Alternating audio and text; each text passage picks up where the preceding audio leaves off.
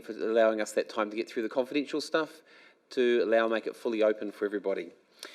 We're now moving on to item 7.1, which is on page 65 of the agenda, which is the Delegated Strategic Partnership Standing Committee. I believe, Councillor Hardy, you would like to move this. Could you read that, please? Thank you, Te Koromatu, and thanks so much to our members of the public who waited patiently for our return. Mihi ana kia koutou. The whakataunga is that the Council notes that the revised terms of reference clarify the Committee's purpose and key responsibilities and introduce mechanisms such as the Priority Works Matrix to support the alignment of agenda items with the identified priorities of significance to Māori as determined for any given term, quarter or period of focus. Number 2 notes that the Te Kārere Strategic Partnership Standing Committee has endorsed the revised terms of reference. And number 3, recommend the revised terms of reference for Te Kārere Strategic Partnership Standing Committee be adopted and considered by the Mayor during the process of forming formal committees for the next triennium. And Councillor Roka, you're seconding that. Councillor Harding, would you like to speak to it? Yes, thank you. Firstly, I just want to acknowledge the kōrero from Nikki Wakefield. Her kōrero was the only public speaker for the last council meeting. I want to acknowledge her hapu involvement representing Te Kārere in the future development strategy, understanding that was quite a very long, comprehensive consultation process. Mihi ana kia koe Nikki. And then on to, as she explained, Te Kārere brings together an equal number of elected members and hapu, mana whenua representatives, and this reflects a unique and intentional partnership model. The revised terms of reference provides a clearer framework for partnership. It outlines the scope, purpose and engagement pathways that strengthen how council and hapu work together. The new terms of reference aligns more closely with those of the other council committees, so it promotes consistency across council's governance structure and it supports better integration with the wider decision-making processes. Adopting them now gives us a solid platform to work from, and it sets things up well for the future that will positively enhance what the next council structure looks like. I absolutely acknowledge the presence and contribution from all of our hapu representatives and the elected members. And I also want to mihi to Te Huinga Incorporated Society for their commitment and input. They are crucial to the voices that come from our communities, from our marae, from our hapu, from our hapori, and then transitions those kōrero through to Te Kārere for that strategic engagement. As identified in the Te Tiriti audit, there is much that we have achieved collaboratively between the Council, Te Kārere and Te Huinga, and there is much more that we can do better. This renewed terms of reference allows us the stronger strategic partnership mechanisms to do this. Can I finally acknowledge Aaron Taikato, Mark Scott and the Māori Outcome team, who are the emphasis around how we can actually do things with the Council and with Te Kārere and through Te Huinga. Can I also mihi to them around their matrix design that will help us in terms of getting the work done and the processes that will make it easier. So thank you very much for listening to my kōrero, and again, Mark, to your team, please acknowledge the work that they have done on our behalf. Mihi ana kia koutou katoa. Thank you, Councillor. Before you finish at this point, I need to make sure you understand the way it's presently worded is you are recommending that the Standing Committee terms of reference are adopted and considered by the Mayor. So you're actually forcing the next Mayor into a situation. So is that what your intention is? Because that's the way that that's worded. Yes. the intention is that a huge amount of work has been done. It's taken a little while. We had some hiccups. We got there. I laid it on the table last month. So it's been endorsed by Te Kārearea. Now, anything that comes through from Te Kārearea comes through here for full adoption. We want to adopt those terms of reference. May I suggest a couple of words to be added so it's very clear? Can I finish first? Councillor Harding, I'm helping you out with your wording here. Your wording at the present moment says one thing, and you've just explained what your intention is. I'm saying if you added 2 words in there, you may actually fix the problem straight away. I don't see that there's a problem. So, as I was saying... Councillor Harding, I've just said to you, your wording at the moment is forcing the next mayor to adopt and consider. What you're asking and what you've just said to me right now is that you want this council to adopt and then the next mayor to consider. So what I'm asking for is 2 words to be added in there to make that very clear. What are those 2 words then? Okay, where your words are, Partnership Standing Committee, be adopted, comma, and then considered. Wow. Shall we do that? Let's do that. Shall we do that? Let's do that. Yeah. Okay, so I need to make sure that you're okay with those words, and I need to make Councillor Ruka's okay with those words as well. Are you okay with this? Sorry.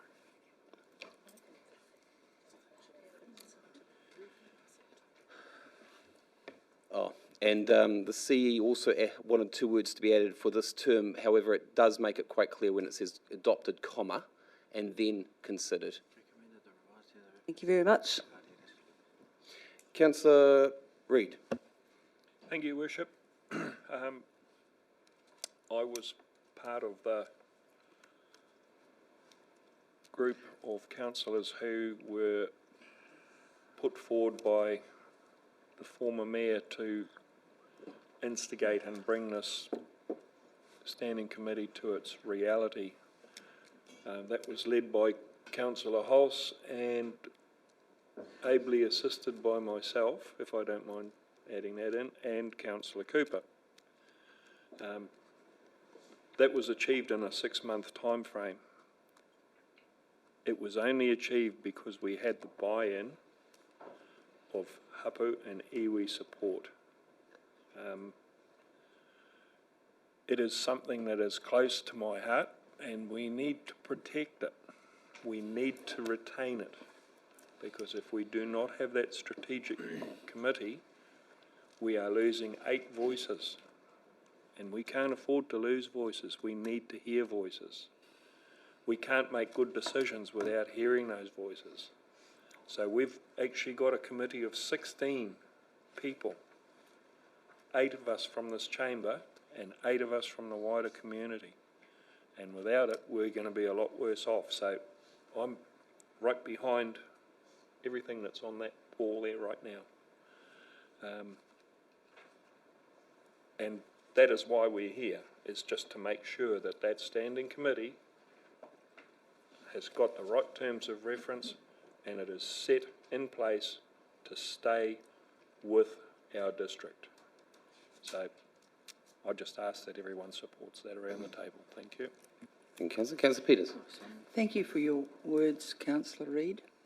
I also would like to acknowledge especially the work of Councillor Hulse over the years in progressing this issue, and there's more to do, and there will be more to do for the next term, as Councillor Harding has pointed out. This is a really key part of our council meetings. This Te Kārearea is. I've been absolutely thrilled with some of the outcomes from the committee, especially about connection, and through the 2 terms of it, 1.5 terms of the Te Kārearea. I look forward in the future to new developments, to new goals. There's always something in the future that can be done. So for now, I really wholly endorse this motion. Thank you. Thank you, Councillor. Councillor Ruka. Thank you, Worship. Just wanted to tautoko the kōrero that's been had already, and then also acknowledge those who have brought Te Kārearea into fruition, Councillor Reid, Councillor Hulse, Councillor Cooper, and everyone who had a part in the implementation of Te Kārearea. I think these terms of reference are just, so the implementation of Te Kārearea was step one, and then the implementation of these new revised terms of reference are step two, trying to just help make Te Kārearea as, strategically viable as possible, giving our whānau and our hapu and Te Kārearea a little bit more teeth and ability to help improve Whangarei and the Rohe as a whole. So that's all. Just wanted to share that. Thank you. Thank you, Councillor Olsen. Thank you, Your Worship. I acknowledge everything that my colleagues have said and the work that's gone into this. Would it be possible to move an amendment? And your amendment would be? That this is laid on the table again for adoption of the next council. So you're asking for a procedural motion? Yes, please. Do I have a seconder for the procedural motion? No seconder. Unfortunately, that lapses. Thank you very much, Councillor. Do you want to still speak to it? Your mic is on. No, thank you.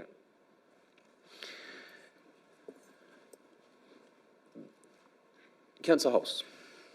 It's going to be no surprise. I come out and congratulate everyone who we've got to for this stage, to have an agenda here to pass and secure the work we've done this year. We do not want to go backwards and go over the same old ground again. It's a matter of, it's like going up that 10-step ladder. You know, we're halfway there. We've got to keep going to make sure we get to the top. And we don't get there if we keep going backwards. So this is a really good step.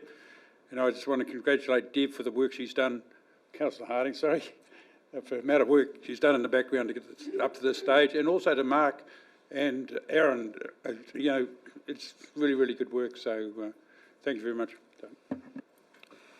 Councillor Cooper. Thank you very much, Your Worship. Yes, just to echo the words that have been said, there has been hard work, there's been relationships built.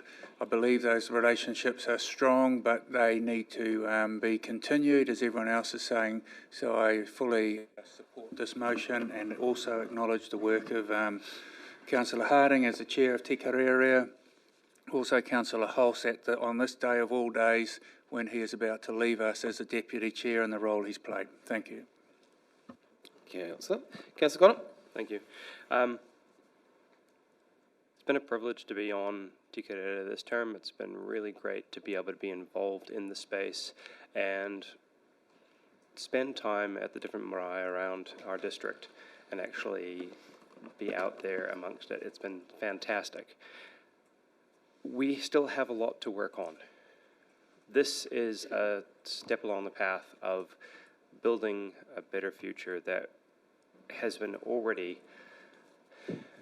gone through tooth and nail, trying to picked apart to actually provide something that has really, I'm trying to find the words for it, works right now.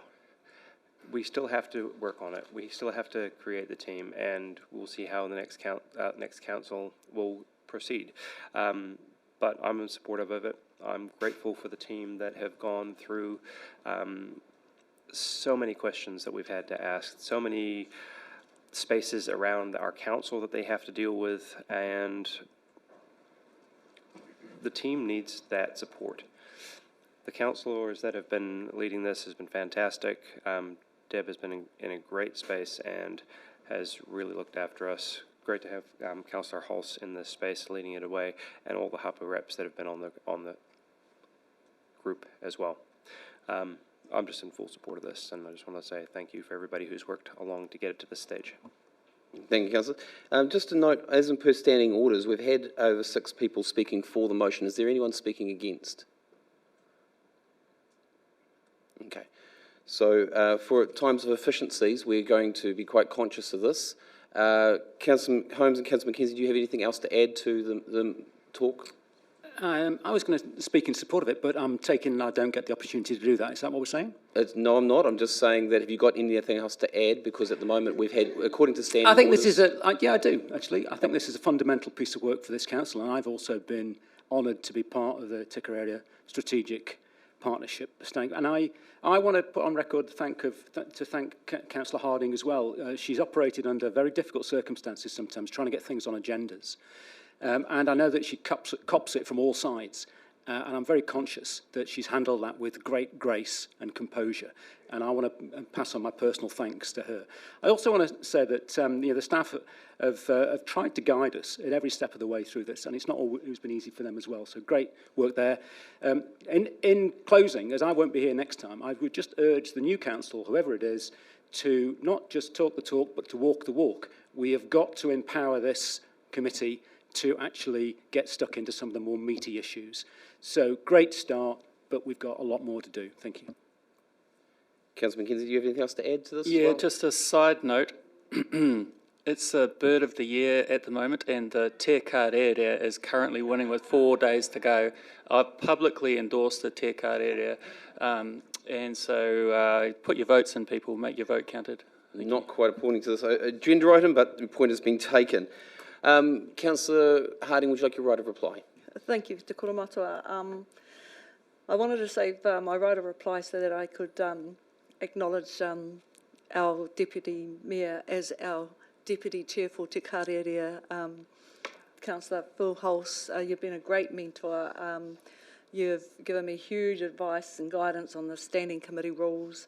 You know, a place where I need to download when there have been challenges around agenda items, and your patience and understanding has been huge to me and has helped me to develop this kind of leadership style. So I just want to say aku mihi nui ki a koe, Councillor Hulse, and I feel like I've got a lot to carry forward. If I'm re-elected, I can come back in a stronger position because of, you know, the roles. And we've had our ups and downs too, so, you know, let's be real about that.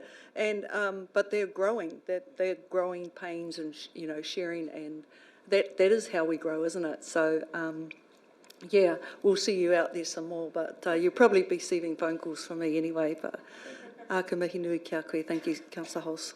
Right of reply has been had. Division. Division's been called by Councillor McKenzie. All those in favour, please raise your right hand. Councillor Ruka, Councillor Reid, Councillor Peters, Councillor McKenzie, Councillor Holmes, Councillor Harding, Councillor Hulse, Councillor Cooper, Councillor Connop, Councillor Benny, and His Worship the Mayor. Those against? Councillor Jovich, And those abstaining? Councillor Olsen. That has been carried. We'll now move on to item 7.2, which is elected members' capex budget. Councillor Reid, you'd like to move that? I certainly would, Your Worship. Your Worship, just a point of order. I'll be pushing back from this as a conflict of interest during the election time as a mayoral candidate. So thank you. I'll just make you aware of that. Thank you. Being noted. Councillor Reid, you're moving the motion. It's on page 81 for those who want to find it. 7.2. Can you read it out, please? I'll note an interest, Your Worship, that I'm a member of the committee of the Whangarei Sports Complex, but that basically has very little to do with this. Council, 1, approves the allocation of 660k of capex budget from the elected members' priority community projects to the sports fields and facilities improvements budget for the design and construction of a sealed car park at the Whangarei Sports Complex. 2, approves the allocation of $80,000 of capex budget from the elected members' priority community projects to the public conveniences improvement budget for the upgrade of the public toilet at the One Tree Point boat ramp. Do I have a seconder for that? Councillor Olsen seconding that. Councillor Reid. Thank you, Your Worship. I'll try to keep this somewhat brief. It is not actually just an improvement to a car park. this involves 8 tar-sealed disabled car parks next to a public toilet and a public sports facility. This complex is a big part of the Whangarei Valley and services everything from pretty much Waimatanui back into town here. So it has a massive area of focus.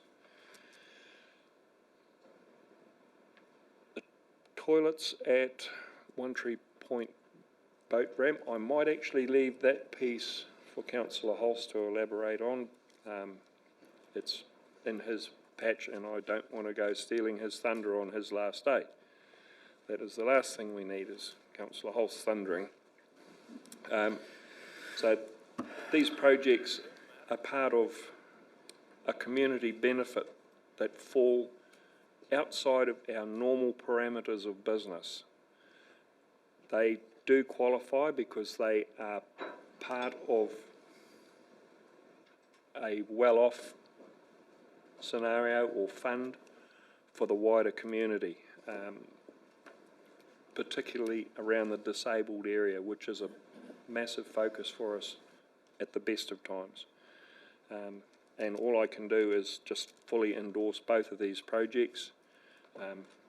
Others that we've done have been, in the past, funding for a footpath that was causing quite a lot of pain, literally, in the Hikarangi area, and also public conveniences for Mangatapere Village, Pipiwai Village, and the Parua Bay sports area, which I presume Councillor Holmes will probably have some input on at some point. So with that, Your Worship, I will leave it at that. Okay. Thank you for that. Councillor Holmes. Just a question, please, a point of clarification, and just commenting on Councillor Reid's interest as a member of the Whangarei Sports Complex. Can we just be clear, is that in fact a conflict of interest?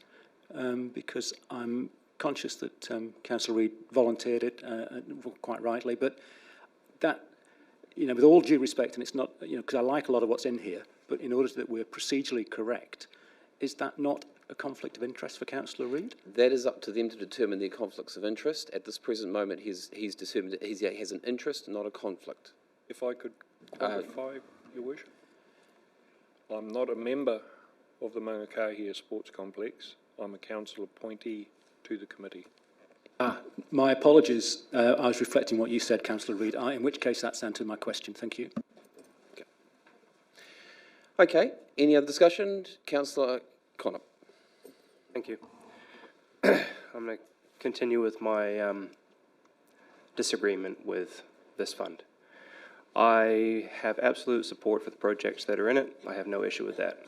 Personally, I've the whole way through disagreed with the elected members' capex budget, and I shall stay that way, and I will abstain from the vote. Thank you. Councillor Holst. Okay, so as Councillor Reid mentioned, I'm going to talk about the upgrade of the public toilets at Marsden Bay. Those toilets were probably built in the 1950s. It's actually that narrow, we don't comply with the present standards of our public toilets, so it's an upgrade. But what I want to talk about is we put this fund in place to actually pick up the community needs, because as a council we said we're going to be more community minded, hence the Hikarangi footpaths and what Councillor Reid has just been talking about. So this little project came out when council actually painted the toilets, and everyone said, why would you do that without upgrading the toilets? It should have been done at the same time. So the community got together, they got a really recognised licensed builder in to do the pricing. It's all been community led. And all we're doing now our staff have been working in liaison and actually got them to make sure they use their approved contracts for electrical work, etc. And but this is what the fund was set up to do, was to make sure we actually listen to the community and give some return back to the community. And, you know, thanks Gavin and Benny for actually leading to set this fund up. So that's all I'd like to say. Thank you. Okay, thank you for that. Councillor McKenzie. I'm generally supportive, but I'm curious about the figure of $660,000. It's a lot of money. It's a lot of money, and for other projects out of this fund, there's been intense financial scrutiny. For the Hukarangi footpaths, there was an upper limit defined. We've all had an email from the Whangarei Sports Complex which proposes a similar sort of tar-sealed surface to their car park. I counted the exact same number of car Point of order, parks. Your Worship? 79. Point of order, your point of order is, councillor? That is a fresh item that we have not even discussed. No, I'm So discussing I it So don't now. see what the is a relevance. fresh item? Sorry, councillor. I do not see the relevance. If I could finish, Your Worship. Councillor, just I'm trying to consider what his point of order actually is, whether it's actually a grounds for a change of anything. Councillor, your point of order is not relevant to this point at this present moment. We will see what further comes out with the discussions. Councillor Mackenzie, keep going. It hasn't been considered yet, that's correct, but I'm using it as a point of reference because they have a costed scheme of $420,000 for the exact same amount of car parks, plus GST. So my question is, where's the scrutiny around the pricing, because $660,000 is an awful lot of money. So is there any answer to that? Councillor, if you read the agenda, it actually quite clearly shows you where the 660s comes from and how it's actually pointed out. It's actually part in there. It does need to be noted that this is an engineer's estimate. Again, an engineer's estimate is not always accurate and not to the point. It does have some variances to it. The point I'm trying to make is when we had an engineer's estimate for the Hukarangi footpaths of $850,000 to $900,000, everyone said, no, that's way too much money. So Councillor Benny went out and figured out a way of making it cheaper. There was an intense financial scrutiny over it. Whereas this one, there's been nothing, and we're just being asked to approve a significant amount of money without any of that process taking place. So that's the concern I have. I'd be happy to hear people respond to that concern and allay my fears, but at the moment, that is how I feel about the situation. Thank you. No, Councillor Reid, you have a right of reply. Okay. So, thank you, Councillor Mackenzie. Any other comments? Jim, do you have some answers to some of the questions that have been posed here at the present moment before I go to the right of reply? Yeah, just through the chair. So, for any proposal through the elected member fund, it has to be a capex project, and we discussed that in the briefing. So, for something of this value, it will be tendered, and so it's very much we need to make sure that there's sufficient budget. We believe it will be less than that. And we'll need to go through that process to get a design. So at the moment there isn't a design as such, and we need to tender it and find out what the costs are. So that will be the same for any project that comes in at that value. Thank you for that. And right of reply to Councillor Reid. Thank you, Worship. Quite happily, the car park and the disabled car parks have actually been priced out. A sketch plan, well, better than a sketch plan, has been done by a council-approved contractor, and their price was $508K. Staff have had to change that to fit within the parameters of council requirements, hence 660.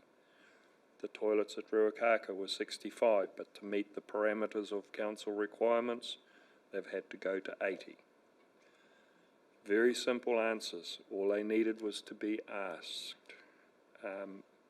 So, yeah, I just ask that these projects be supported, bearing in mind it's in large part going to assist our disabled community. Thank you. Right of reply has been had. All those in favour? Division's been called by Councillor Connor. All those in favour, please raise your right hand. Councillor Jovic, Councillor Ruka, Councillor Reid, Councillor Olsen, Councillor Holmes, Councillor Harding, Councillor Hulse, Councillor Benny, His Worship the Mayor. Those against? Those abstaining? Councillor Peters, Councillor Mackenzie, Councillor Connop. No. It's been carried. And we'll move on to... He removed himself from the table. Oh, yes. Move on to 7.3, which is on page 93, which is the Patau South Beach Restoration Funding. Do I have a mover for that? Councillor Holmes is moving that. Would you like to read it, and Councillor Reid is seconding it? I will. Recommendation that the Council approve unbudgeted operational spend of $200,000 in the 2025-26 year to fund the first stage of restoring Patau South Beach with a corresponding reduction to future years' operating budgets PJ00961 of $110,000 in year 4 and $89,050 in year 5 of the 2024-34 long-term plan. 2. Notes that while there is budget available in future years, it is unbudgeted in this financial year. Incurring this spend during the 2025-26 financial year without a corresponding savings offset will have a negative impact on Council's financial performance and balanced budget result for the 2025-26 year. 3. Direct staff to identify operational budget savings to offset this unbudgeted expenditure. And you'd like to speak to that? Yeah, very briefly. Again, this is around the repair and replacement of the defences in Patau South. We've got groins in there. We have resource consent to maintain them. This really is just about us complying with our obligations under the resource consent to do this, and this really is just an accounting measure to move money from one year to another so that we can actually get things done.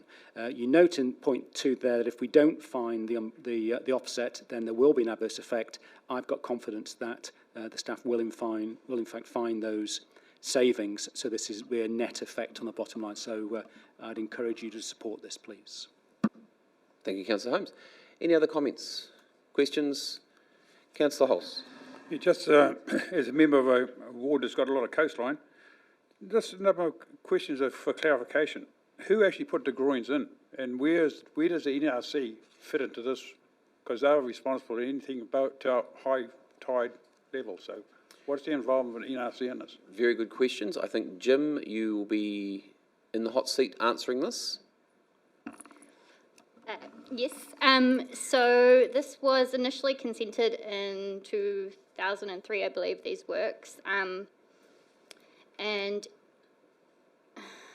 NRC have been in touch in regards to the maintenance elements of the groins, and we were going to undertake those maintenance provisions, but then there was some I guess, awareness from the community, which have made us rethink some of the stuff and have a few discussions with the hapu out there. And this essentially will allow us to do that maintenance and while we work through future actions for this area. Who actually owns the consent? Yeah. Just to add to through the chair, just to add to that. So the original project was a joint project between WDC and the residents, and there was a targeted rate established for the installation. So we own the consent. Okay, explains it quite well. Thank you, Jim. Any other questions, comments? Councillor Holmes, would you like your right of reply? Really briefly, this has been a little bit contentious in Patau South because of the use of the materials that which have caused some concern in terms of the environmental impact, and we're working very hard to make sure that the environmental impact is minimised. There is strong support for ensuring that there's no further damage done out there. It is an area of quite outstanding environmental interests for us, and I think it's just right that we follow through on our obligations and continue and just move this money around so we can get on with this work. Thank you, Councillor Holmes. Right of reply has been had. All those in favour? Any opposed? Carried. Thank you, councillors. We'll now move on to 7.4, which is on page 99, which is the Landover approval for coastal protection works, Whangarei, Wellington Bay. Do I have a mover for that? Councillor Mackenzie, you're moving that. Do you have and Councillor Reid, you're seconding? Councillor Mackenzie. Yes, that the Council, 1, agrees that the coastal protection works proposal, including dune restoration, the sand scrape, and future hard protection measures, the design set out in the draft agreement, in principle, the agreement between Whangarei District Council and Whangaumu Bay Dune Restoration Society aligns with the purpose of the reserve as prescribed by Part 3 Reserves Act 1977 and S229 RMA 1991. And 2, grants landowner approval for a sand scrape as identified in the Coastal Protection Works policy, proposal under Section 23 of the Reserves Act 1977 and in accordance with the agreement. And 3, endorses the Council Officer recommendation for provisional landowner approval for the design under the Coastal Protection Works policy in accordance with the agreement to provide a way forward in a timely manner if the sand scraping is not effective. And 4, authorises the Chief Executive to make minor amendments and corrections to finalise the agreement between Whangarei District Council and the Whangaumu Bay Dune Restoration Society. And 5, notes that there is no funding for coastal maintenance in the current long-term plan and that funding of the Coastal Protection Works proposal will be through the directly affected community in accordance with the agreement to be finalised between Whangarei District Council and the Whangaumu Bay Dunes Restoration Society. Take a breath. Now you have the right to speak to it. Thank you, Your Worship. This has been quite a process. I've been involved in these discussions for probably the best part of 18 months. So just a little bit of history. Gabriel hit and was directed pretty squarely at Tutukaka Coast. Actually touched, if you remember, the centre of the storm touched right on Tutukaka Coast, and it left a very exposed and high scarp right outside the properties of all of these landowners. A lot of their lawn and front gardens fell down onto the beach, and for the last almost 2 years, those landowners have felt particularly exposed to any potential future damage and storms that would come through. And so they've proactively got themselves together, formed a society, incorporated society, and proposed a solution. And the solution that they first came to council with didn't comply with our newly adopted Coastal Works policy. So there's been a real effort on their behalf and council's behalf to find a compromise and a solution. And we sat in that room right there with the Restoration Society. There were applied coastal scientists, planners, engineers, NRC climate adaptation specialists, staff from NRC and our infrastructure staff from WDC. A high-powered meeting trying to nut this thing out in that room right there. And I think everyone involved has done a great job to get to this point where we've found a compromise and a solution. So basically what it means is that they can get on with pushing up some sand to restore the dune and then plant. And if that doesn't work in the longer term, they have an option to protect their properties. And I think that seems like a really good outcome. It also allows for some adaptation planning to take place in the meantime because Tutukaka catchment is the next cab off the rank when it comes to the climate change adaptation program. So I think a good solution on the whole, and I just personally like to really commend and congratulate Christine and Sarah and Jim who have been involved in this. It's been sometimes a difficult discussion, but I think again this really exemplifies what council can achieve when they work and empower community groups rather than working against them, So I think, you've got a group of people who want to do something, and we've got to a point where they are able to do that, and I think that's a fantastic outcome. So thanks very much. Thank you. Any other comments, questions, concerns? As there are no other comments, questions, Councillor Olsen. Thank you, Your Worship. Just for clarification, there is a consent for this already? Because I'm reading here, Jim and Sarah. it doesn't appear that there's a consent in place. No, there is not a consent in place, that would be a separate process. This is Okay. Reserves Act, landowner approval, and under our policy as well. So the cost for that consent will be met by, It's outlined in the agenda item. and the but regional council, just for clarification? yeah, regional council have, in principle, agreed to help with consenting for a pilot doing push-up consent. Awesome. Thank you. Questions be answered. No other questions or concerns. Councillor Mackenzie, do you want your right of reply? Yeah, and just further to that, I mean, landowner approval from WDC goes a huge way in defining what the outcome of the consent will be with the NRC. If we were to have declined that, then it would be very unlikely that you get a resource consent, but this basically lines it all up to go ahead, as far as I understand. So it's a really positive move, and it's a nature-based solution that's endorsed by applied coastal scientist Jim Darm, who spoke to the council previously in this term. Thank you. Right of reply has been had. All those in favour? Any opposed? Carried. Thank you, councillors. We'll now move on to item 7.5, which is declassification of Gome's Dam decision. Do I have a mover for this? Councillor Mackenzie's moving, and Councillor Peters is seconding. Councillor Mackenzie, you'd like to read this one as well?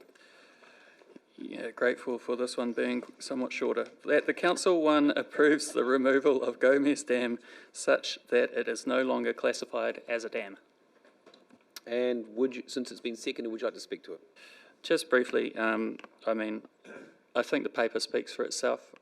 This is a very precious part of the district and something that needs careful attention going into the future, and just acknowledging the public interest in this area and with the dams themselves. Thank you. Councillor Holmes. Thank you, Your Worship. I support the proposal. So if I can just briefly speak with another hat on, which is as a board member of Forest and Bird, can I encourage the staff to ensure that there's some consultation with Forest and Bird in this for this particular piece of work. They're very interested in maintaining the flora and fauna and making sure that whatever work we do does not impact adversely on what is an area that has huge potential if we manage it properly. But I support it, but I think it's really important that we get it right. Thank you. I think the staff are nodding their heads there to make sure that is definitely considered. Thank you very much for raising that. Any other comments or concerns? As there is no other comments or concerns, Councillor Mackenzie, would you like your right of reply? No, thank you, Your Worship. Right of reply has been had. All those in favour? Any opposed? Carried. Thank you, councillors. We'll now move on to item 7.6, which was on page 123. This is the UNESCO Creative City Craft and Folk Art Designation Opportunity for Whangarei. I know Councillor Peters is very keen to move this, and I'm very keen to second it. So, Councillor Peters, and we're just waiting to acknowledge, we've got in the room here Olivia, Carolyn and Lenny from Creative Northland. It's always great to have you guys here in attendance as well. Councillor Peters, you'd like to move that? And you're going to read that? Just before I do, I just note that I am a council appointee on Creative Northland, which I understand does not give me a conflict of interest. So it's recommended that the council receives the agenda item, UNESCO Creative City, Craft and Folk Art Opportunity for Whangarei. 2, notes that council already provides funding to the Whangarei creative sector that supports the goals of this initiative, and notes no additional council funding beyond that already committed to the creative sector will be required to complete stage 1 of the designation process. 4, notes that if and at the end of stage 2, Whangarei is not selected for stage 3, then the process ends and no further work on the initiative is required. 5, notes that if Whangarei is successful at the end of stage 2 in mid-2026 and is selected to complete a nomination, approval will be sought from the new council to continue the process. 6, notes that if the new council approves to move ahead with the nomination in mid-2026, no additional council funding will be required from the mid-2027 each year ongoing to fulfil the designation requirements. This, or did it say will? Will be required from the mid-2027 each year ongoing to fulfil the designation requirements. This funding will likely be 200,000 of OPEX per year, which is not currently included in the 2024-34 long-term plan. 7, approves option 1, Creative Northland to prepare a detailed expression of interest and submit to the New Zealand National Committee for UNESCO, stage 1 of the process. 8, approves staff to develop a memorandum of understanding between Council and Creative Northland to complete stage 1 on behalf of the Council. Just a minute, I think there's a little bit more. And 9, delegates the Chief Executive to approve the Memorandum of Understanding with Creative Northland for stage 1. No, or. That's it. Thank you, Councillor Peters. Now, I'll give you a breath and you're able to speak to it. Yes, yes I am. Whoops, hold on. You missed the last piece. No, I didn't. Yeah.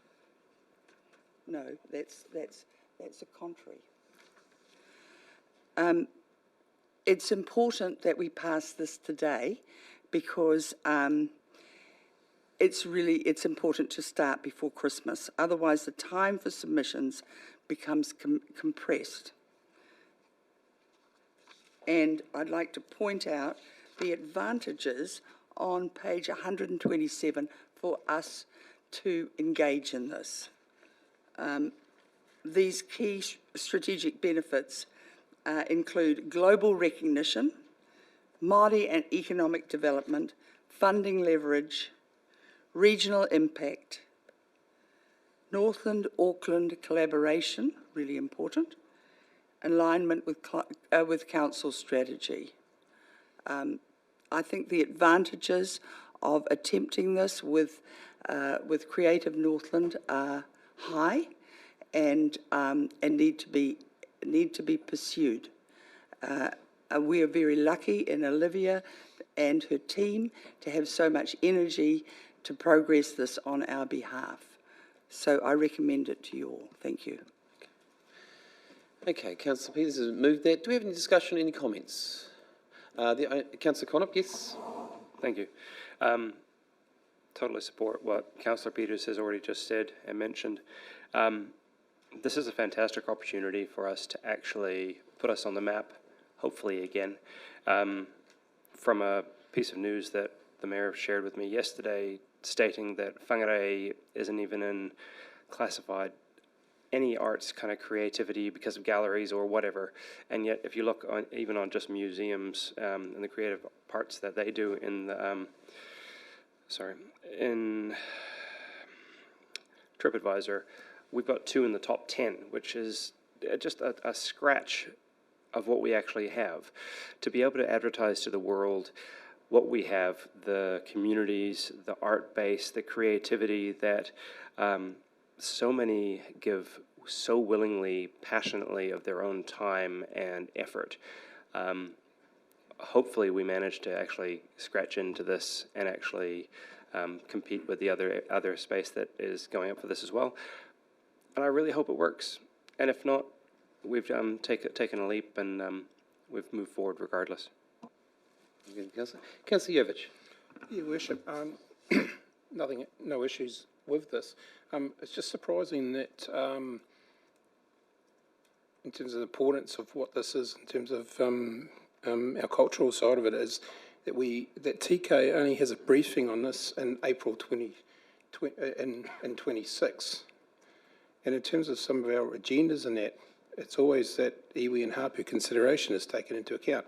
I see the benefits for that, but it's just surprising that pending some previous discussions that we've had in confidential, that these things aren't actually considered as part of our responsibilities as part of our operational. And it's just it's not a negative. It's a negative in terms of the agenda, and a negative that probably, oh my gosh, AI. Taking me, so that was just my comments on it, is that, I would have thought that initially that it would have been brought in terms of the agenda, that consideration had been, given by Creative Inc. And no doubt it's been done. It just could have been done. Just for the public, it was just... Sinners here telling them what to say. Yeah. Excuse me. Anyway, keep going, Councillor. So, I think we just need to be clarifying some of that, because it just supports the agenda item in terms of, what is written. So just some forward comment. Fair comment. Councillor Reid. Thank you, Worship. I don't have any issues with the item until you get to point 6. So 200k a year, that's a big chunk of money when we're looking at that far out in the future. So I have no issues with it up to that point, but I would certainly be wanting to see some real value coming back for the ratepayer, for us to sit here and say, we'll just give them that. Because when you look at it, that's 2 million every 10 years. 2% on your rates. Okay. Thank you for that. Any other comments? Councillor, I just want to highlight one thing, and I appreciate Councillor Jovic bringing up Te Karerea. The reason it's got Te Karerea in there for 2026 is because once the committee actually gets created and formed, it will be around about the beginning of 2026, so that's when they'll be involved in it. So that is actually about keeping the partnership between hapu and council, again, depending on the elected members to whether the new council forms the Te Karerea committee. Other thing to point out is this is actually a great way of actually not spending a lot of ratepayers' money. This is about efficiently putting it out there, getting Creative Northland to actually reach out, see if we can actually meet that first stage. If we can actually meet that first stage, then okay, or stage 2, should I say, if we can actually get to that stage 2 and actually get accepted, then that's for the next council to consider. And it's an important aspect there, because we need to have those decision-making powers back into our council at that time. Until then, though, this is not a cost to council, and I do need to acknowledge that there's a lot of hard work that's actually going to be involved in getting that to that point. I'm looking at Creative Northland while I'm saying that, and they know how much work's actually involved in putting something together for UNESCO to actually consider. There are other districts around the country which have been highlighted, and I'm glad that Councillor Connop highlighted one of the reports I received yesterday from Infometrics, which actually didn't even have Whangarei and Northland in any of the creative top 10, which blew me away. They had Wellington, and then they had Queenstown. And when asking the questions over this was because people aren't registered as being creative people. And that is correct. A lot of Northlanders, we do creative stuff on the side. Most of our stuff is actually about making money and making business. So a lot of people register their businesses, not as creative, but as businesses. So it's interesting how Infometrics uses data and where they grab their data from, and how Northland, even though I know it's very creative, I know it's got a lot of arts ability to it, is not in that top 10. On saying that, I'm going to go to Councillor Mackenzie. Look, I think this is a great opportunity to promote and develop our city and our culture. And I agree with the other sentiments that at this stage, costing council nothing. It's a great thing to endeavour to achieve, and so I'm very happy with it. And point 6, and around that time, I think hopefully by that point we'll have more of an understanding, more information that would provide a business case or cost-benefit analysis to be able to make a decision around any further investment required. So I don't think that should stop us from embarking on the process, and so I support it. Thank you. Councillor Holmes. Thank you, Your Worship. Just very briefly, I didn't support this when we talked about it previously, but having had a good growling at by Councillor Peters in the coffee room, I've seen the error of my ways now.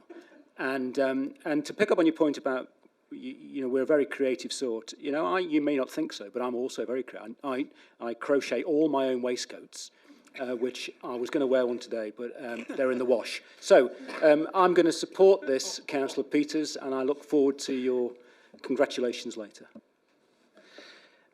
Councillor Olsen. Thank you. Just for clarity, this is only a stage going to designation, so it's not costing us anything at this point. There will be a new council if we proceed to make the further decisions, so I'm in support of this. Thank you. No other discussions. Councillor Peters, would you like your right of reply? Thank you, Your Worship. I acknowledge Councillor Jovich's point, and I think it's well made. When we go through fast with things like this, this is one of the things we fail at. I wanted to acknowledge Victoria and her team and how all the work that they've put into this, which is greatly appreciated. And with artists, people like those who crochet waistcoats, you can actually, there's a lot of small business in this. This is small and medium businesses actually earn money for their families in Taitukaro. Yeah, look at it. As well as beautifying. So I recommend this to councillors. Thank you. Okay, right of reply has been had. All those in favour? Any opposed? Carried. Thank you, councillors. We'll now move on to item 7.7, which is on page 149, which is Delegated Financial Authority, Local Waters Done Well. I'll move that, and Councillor Cooper is seconding it. I didn't see Councillor Hols's hand up. Sorry, Councillor Hols, will you yeah. Councillor Hols's seconding it? I'm sorry, I saw Councillor Cooper's hand up first. Okay, Councillor Cooper's hand second up. Okay, so just reading this is that the Council delegates financial authority to the implementation of Director General of Expenditure up to $100,000, excluding GST, for the purposes of establishing the Regional Waters Council controlled organisation. As it has been seconded, councillors, this is a process that we have to go through, and as you can see from the agenda item, what it is it's setting itself up for the next part. Now, this cost-wise, when we actually break it down, there will be costs as that goes through. However, the big thing here is it's about making sure that our district is actually well prepared for the future. And we're basically, the money that's being used at this present moment is to basically establish and make sure things are actually put in place to do that. At that point, I'm going to pause and see if there's anyone else who wants to make any comments or questions. As there's no comments or questions, we will continue with that. The right of reply has been had. All those in favour? Any opposed? Carried. Thank you, councillors. We'll now move on to item 7.8, which is delegation of the RMA changes September 2025, which is on page 177. Councillor Cooper, you are moving this one. I will move that, Your Worship. And Councillor Harding is seconding. And Councillor Cooper, would you like to read that? Thank you. That the Council approves the following 17 new statutory delegations under the Resource Management Act 1991, following the Resource Management in brackets consenting and other system changes, close brackets Amendment Act 2025. Delegation 1. Decision to make an application for an exemption to the planning process stop under subpart 5B. 2. Preparation of application material for an exemption to the planning process stop under subpart 5B. 3. To prepare a response to a Minister's request for further information relating to an application for an exemption to the planning process stop under subpart 5B. 4. To give public notice of regulations made under section 3601. 5. To amend the district plan in brackets without using Schedule 1 process close brackets to reflect amendments made by regulation under section 3601. 6, to power to charge a person for the monitoring of a permitted activity. 7, the power to charge for investigating suspected contraventions of the Act. 8, power to charge for functions relating to abatement notices and enforcement orders. 9, the power to determine whether the information provided in an application is proportionate to the scale and significance of the effects of the activity. 10, the ability to request further information if necessary for assessing the application and proportionate to the activity's environmental effects. 11, the power to determine whether an application is incomplete and return an application. 12, the power to decline a resource consent application based on significant non-compliance history. 13, the power to refuse a subdivision consent due to the risk from natural hazards. 14, the power to refuse a land use consent due to the risk from natural hazards. 15, the power to suspend timeframes if the applicant requests to view draft resource consent conditions. 16, the ability to include conditions in a resource consent to mitigate previous non-compliances. 17, the power to initiate a review of resource consent conditions due to non-compliance. Full details of these delegations can be found in Attachment 1, including the staff who delegations will be made to. Take a breath. You're right. I'm very good, thank you, Your Worship. You can now... I'll waive my right to speak and I'll just hold on to that for a bit, thank you. Okay. Councillor Mackenzie. Just clarifying, I think, I hate to correct the chair here, but 360I rather than 3601? It is 360I, that is correct. Yeah, just making sure we get that right. I don't know if the chair likes to be corrected, but anyway.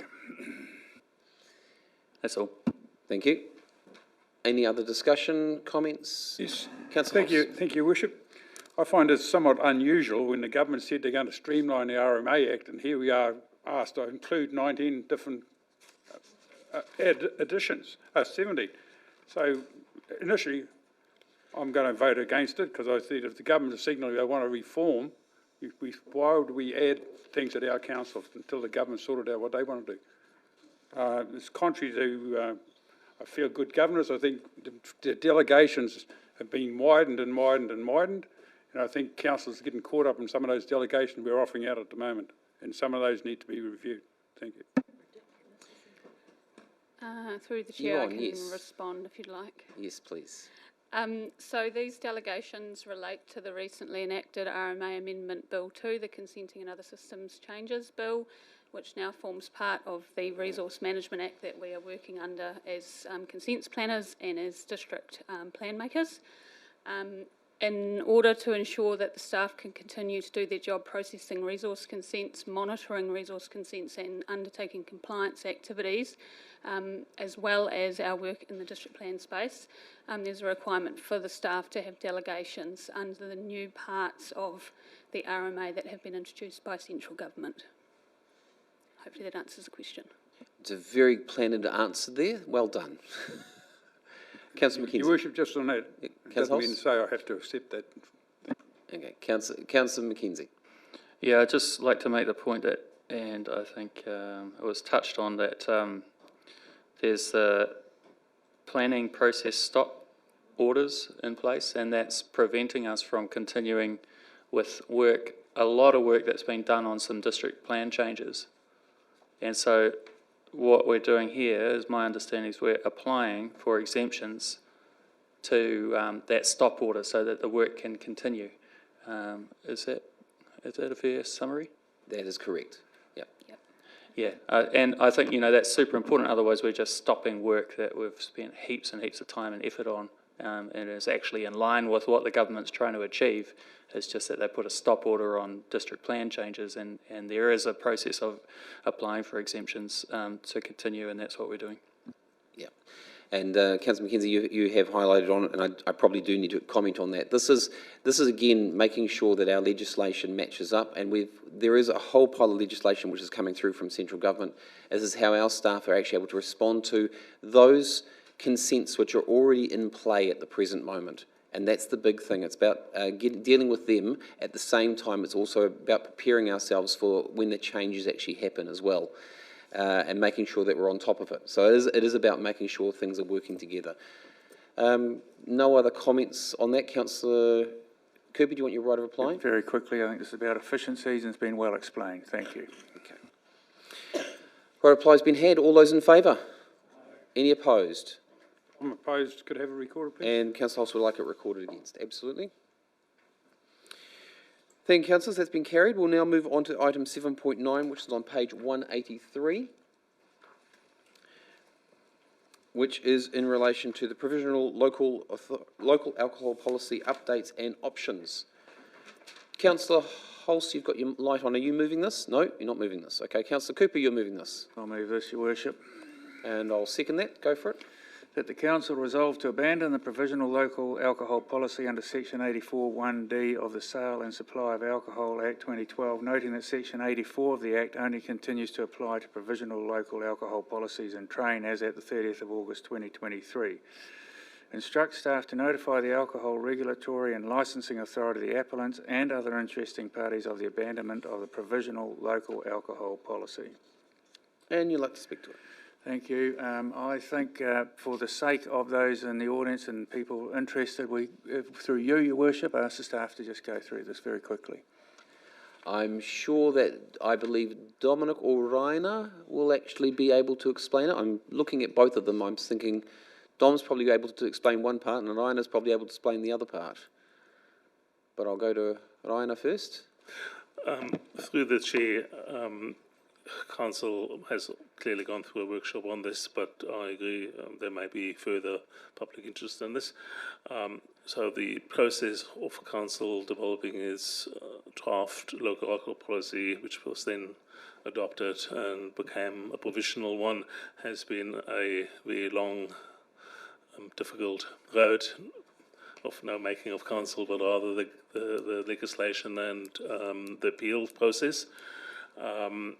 With the passage of time, government has changed the Sale and Supply of Alcohol Act, specifically in relation to local alcohol policy, and removed the ability of the industry to appeal councils and the community's wishes in relation to hours and which alcohol should be sold, etc.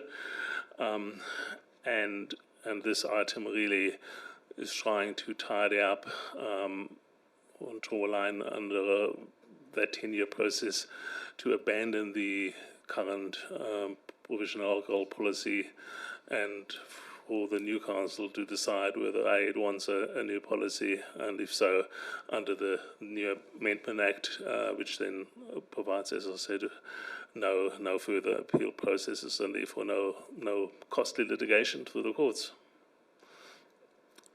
Thank you, Rainer. Dom, do you want to add anything, or are you right? No? Okay. Any other discussion or comments? As there's no other discussion or comments, I'm going to go to Councillor Cooper for your right of reply. No, he's not having his right of reply. All those in favour? Anyone opposed? Carried. Thank you, councillors. We'll now move on to item 7.10, which is 203, and Councillor Olsen has her hand up first there.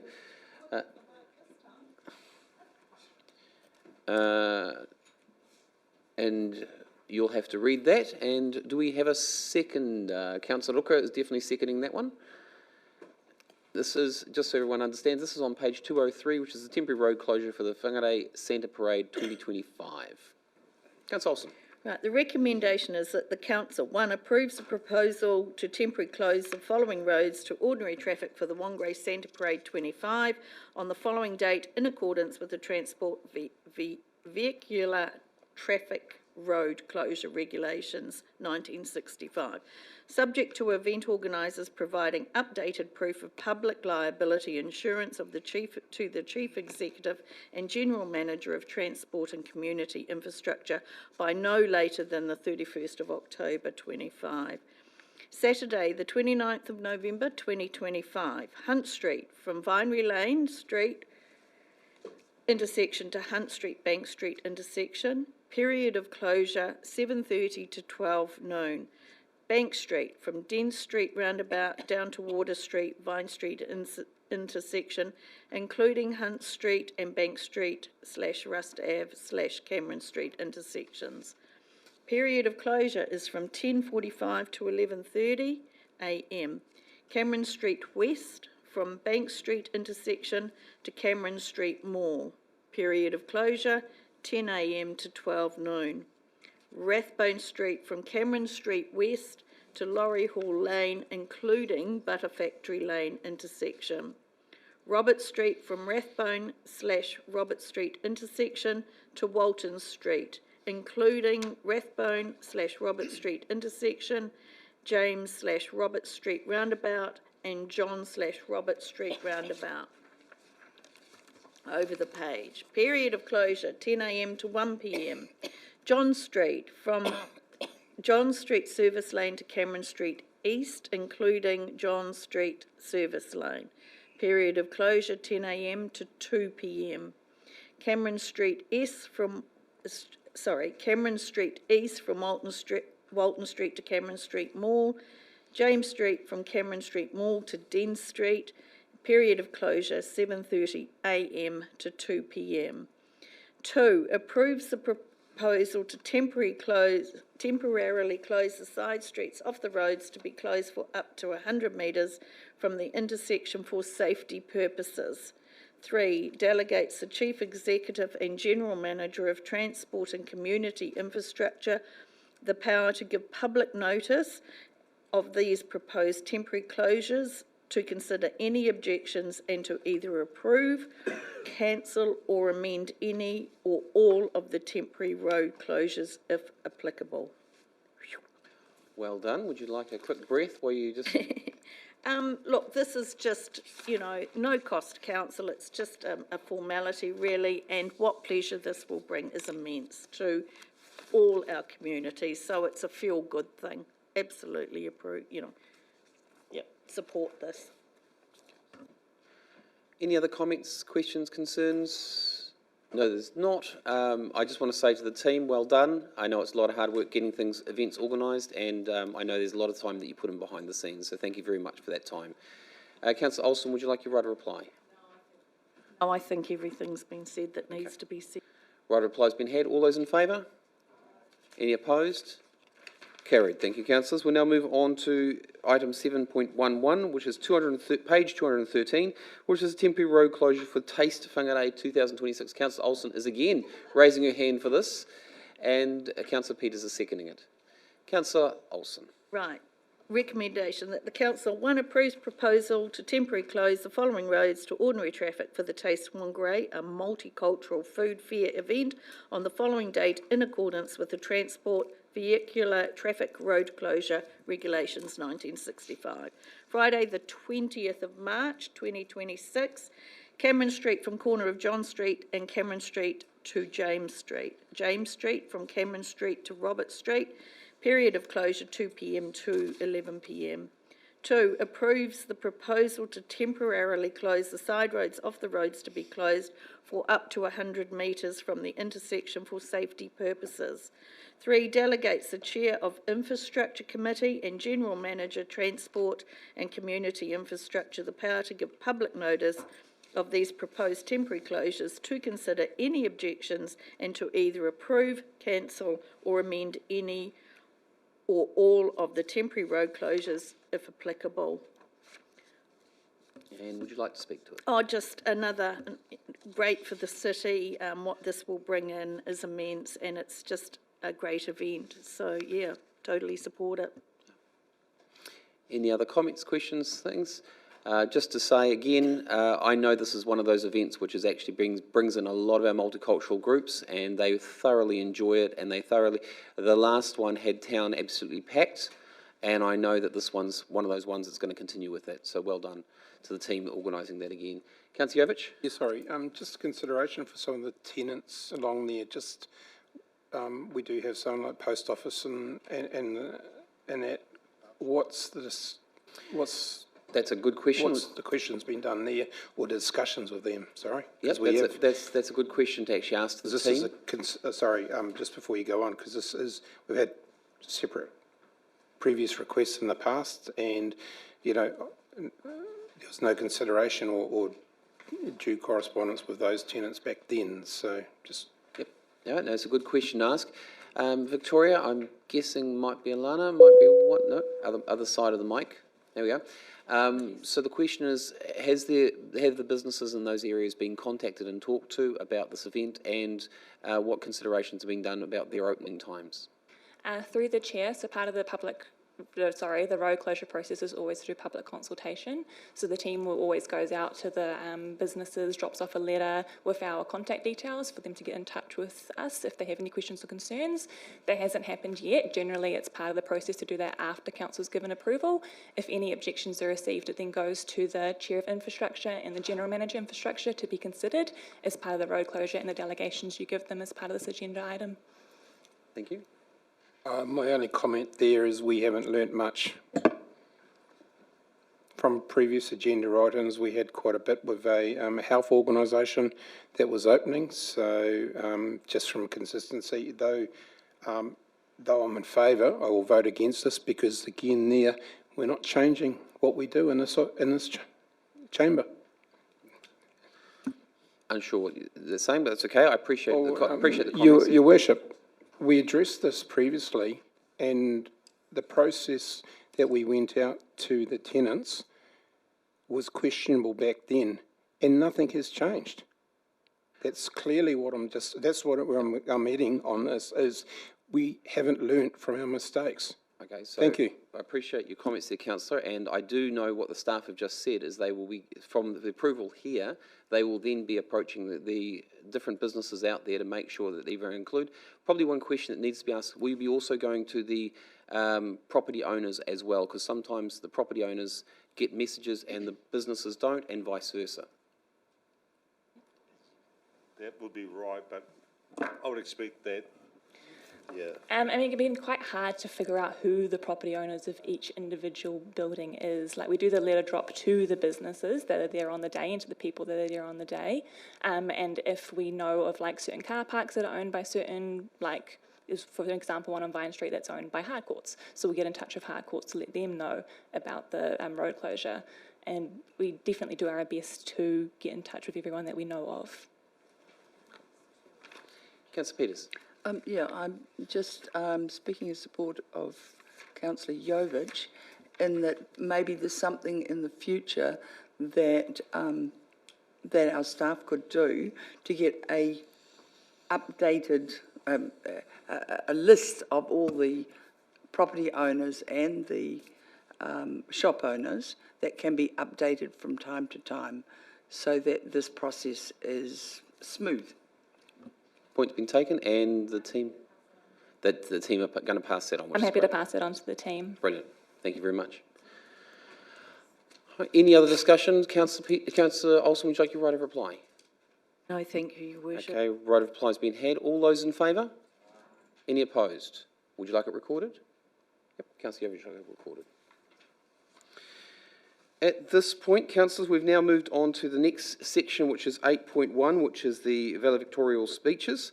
What I'm going to do at this present moment, I'm just going to get up and move from this position, and just for there is, and hopefully the team are there to help me out, there is something which we're just going to present to each one of the elected members, and it's something...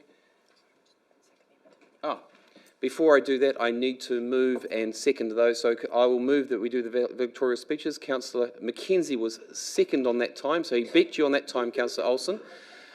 All in favour that we hear the valedictorial speeches? Any opposed? Can we lay that on the table? I propose that we lay it on the table. As we've already had the vote, it's a little bit hard to do a procedural motion at that point, Councillor. But as I said, what I'm doing is I'm just going to exit the chair here and just do it. One of the customs within, when I went to Raiatea, was one of the customs was there to present a lei, that's what they call them, but it's the specific ones that to be made from Raiatea for those who are either leaving or coming into offices. So I'm going to go around each one of the councillors and just do that now. And Councillor Benny, I did have one assigned for you, and unfortunately your chair is empty, so it's going to sit on your chair, okay?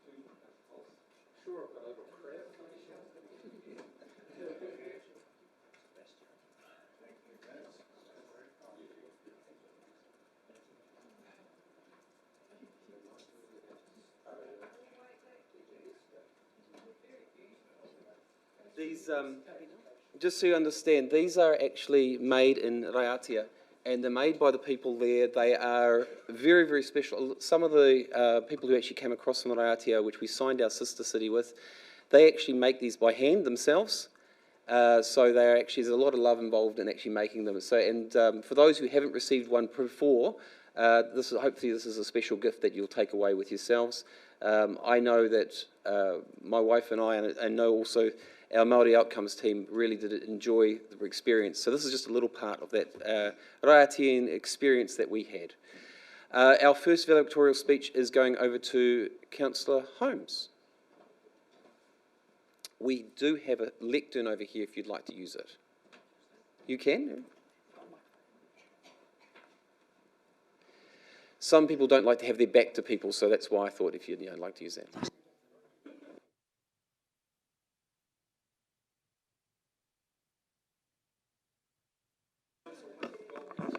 Yeah.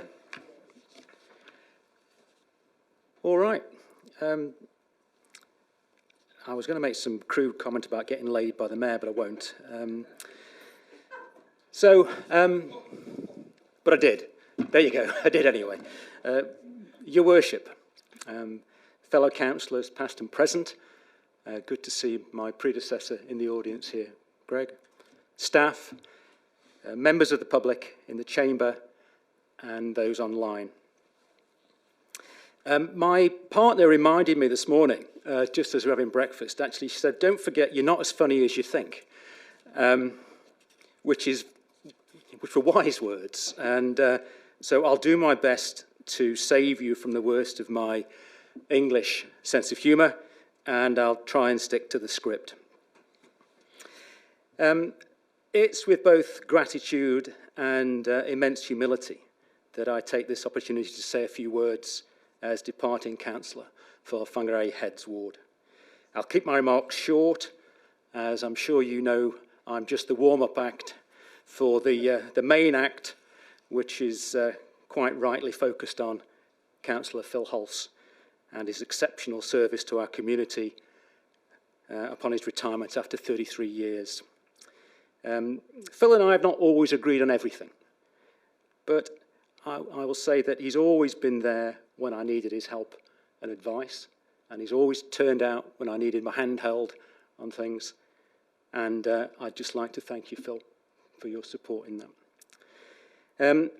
I was given two pieces of advice before I was elected. Or actually, one before, one after. The first was before, and it was by a previous councillor that said the secret to this is mastering the standing orders. And again, I'd have to say that there's no better master of the standing orders than Councillor Hulse. It's taken me 3 years to really understand where we're at with them, but it is the truth of the matter. The other piece of advice was given to me by Councillor Benny, who's phoning in from Northland Regional Corrections Facility in Nathia, and I'm pleased he could be here. He said, if you've got nothing to say, keep your mouth shut. And that was great advice, and I've tried to abide by that, so thank you, Councillor Benny. First and foremost, I want to thank the people of Whangarei Heads who've placed their trust in me over the last 3 years. Representing you and my community has been the greatest privilege of my working life. Every pothole filled, every stormwater drain unblocked, every bog doctor truck trundling back to town might not make the headlines, but it makes a world of difference to the lives of our community. When I first stood for election, some of you remember Roxy, my trainee guide dog, and I could never have imagined the challenges that lay ahead. I never really saw myself as a politician in the traditional sense. I saw local government as merely an extension of 20 years in the not-for-profit sector, an extension of community service, if you like. Almost immediately after the election results were announced, we experienced, of course, a major weather event, which really was to define the next 3 years for my coastal community. I've still got broken roads, red-stickered houses in my ward after almost 3 years, and I know the staff are working very hard to help us with that, but that's something that I wish we could fix. From heated debates about rates and long-term planning, operating budgets, and of course fluoride, to the more human moments like joining the community planting days or sitting with residents worried about flooding, or stray cattle on the road, or driving along gravel roads with angry residents in your ear and they just really wanted their road fixed. I've come to understand that local government is at its best when it listens closely to the concerns of local residents and acts practically. We must do more of this. I'm especially proud to have contributed to the groundbreaking agreement to share the water from Purity Springs and for saving the 100-year-old Para Bay Wharf, which was destined to be demolished. These projects show what can be achieved when Council works together with iwi and local community groups. Another highlight for me has been my membership of Tikararia Strategic Partnership Standing Committee under Deb Harding's sterling leadership. And it served to open my eyes to the Maori world view. This old Pākehā was made to feel extremely welcome on the many maraes over the last 3 years, and it's my fervent hope that we vote to retain the Maori wards in the upcoming referendum. I'm also proud that, that this council decided very early in the term that we'd work towards a balanced budget. We're not there completely yet. It's been painful, but we've made significant inroads into that, and this won't be the first time that I'll thank the staff for all their efforts. So I wish to acknowledge my fellow councillors for their robust debates, their differing perspectives, and for the very occasional compromise.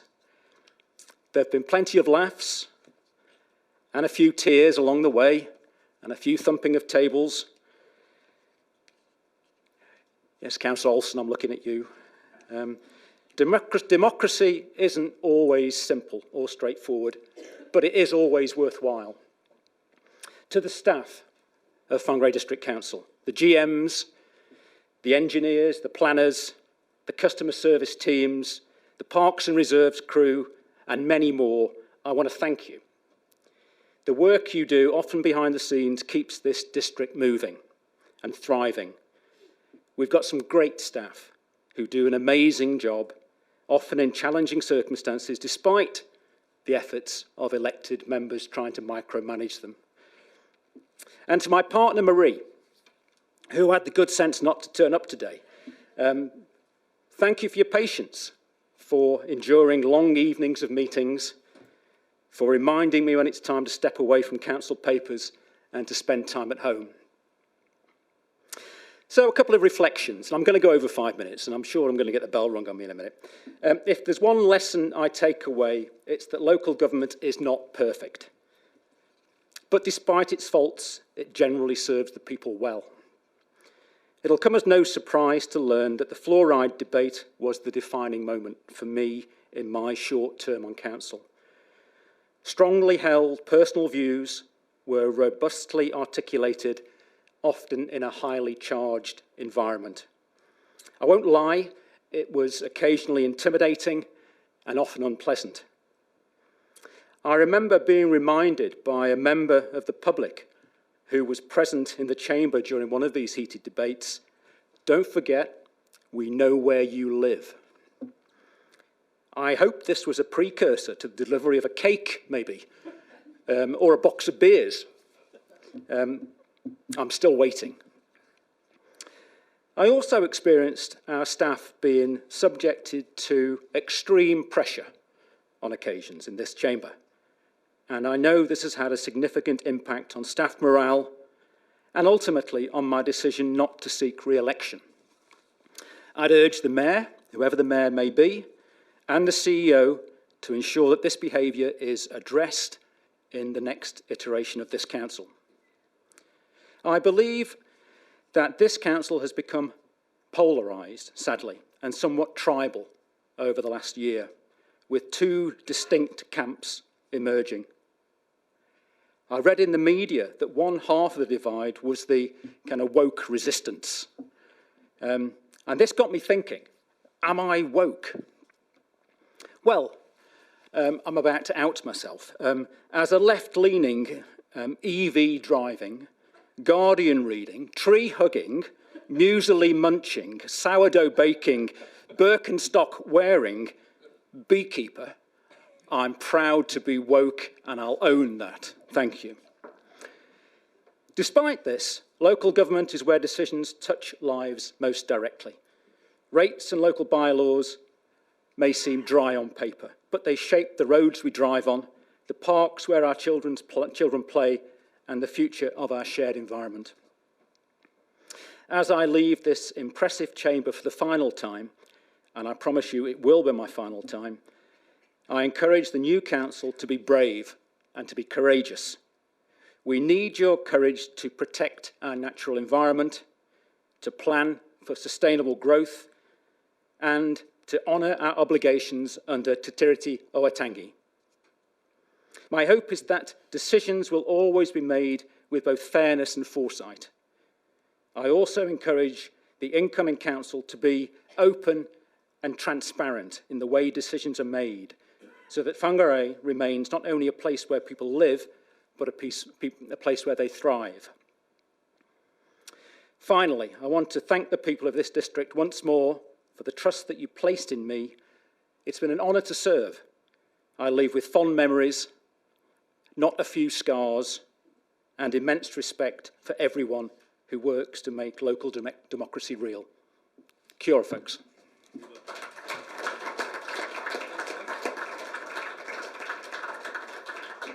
Patrick, you've run away from your microphone. At the same time, we have some flowers here for you as well. Well done. You know I've got hay, you know I get hay fever. Well, you know, this is Thank you.